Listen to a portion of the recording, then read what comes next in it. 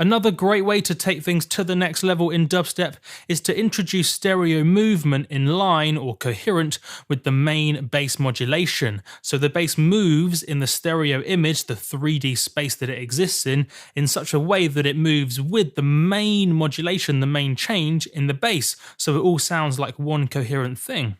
I have an example here to show you. See if you can hear this stereo movement happening at the same time as the main bass modulation.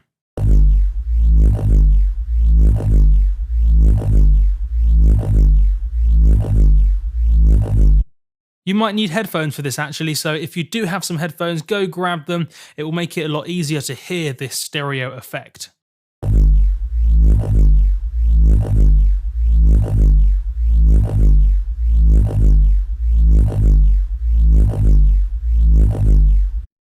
And as I turn down this stereo effect and even turn off the dimension expander,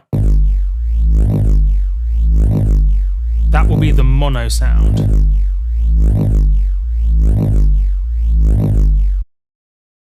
A bit wider.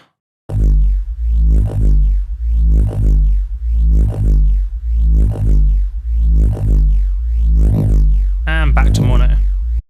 So I've turned off the dimension expander so I can just use this one macro to control this stereo movement. One more time, it's important to be able to hear this stereo movement, the bass moving in this 3D space it exists in.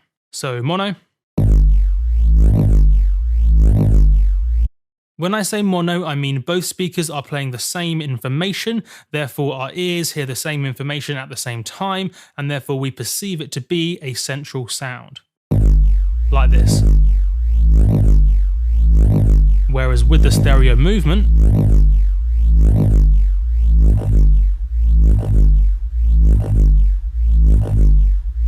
it's moving through this stereo image.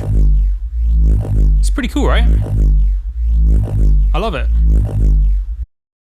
In terms of how I'm programming this into the sound, Serum is pretty cool because it has something called stereo filter offset. So under the filter module, there is a pan control, which doesn't really give you too much information, but basically this pan control in Serum splits up the audio signal into two when it goes into the filter. So the information goes into the filter and then one channel, so let's say the left side has one channel of information and then the right side the other, and then this is the really cool bit. As you move the pan away from center, this changes the cutoff position on the left side versus the right. So your left ear hears a different cutoff position of the filter versus your right, and therefore you perceive it to be a wide sound. If you then modulate this stereo filter offset with the same mod source as is doing your main modulation, like I've done here, LFO1 to wavetable position and LFO1 to cutoff and stereo filter offset, you then get this crazy cool stereo effect as it feels like the bass is wide and then moving inwards and then inverting and going back out the other side to be wide again and then coming back into mono and then flipping again and going back out the other way. It's really cool. That's what's giving you this stereo movement.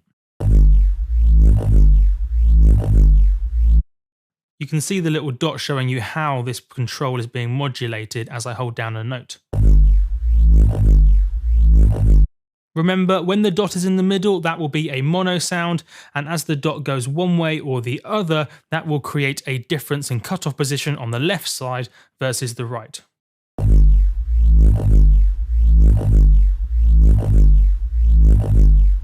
It's worth mentioning that you probably won't hear this effect properly. In fact, you definitely won't if you play back your track, say, through a festival or a club speaker system, but that doesn't matter too much. You're creating an amazing experience for people listening on headphones and proper speaker systems.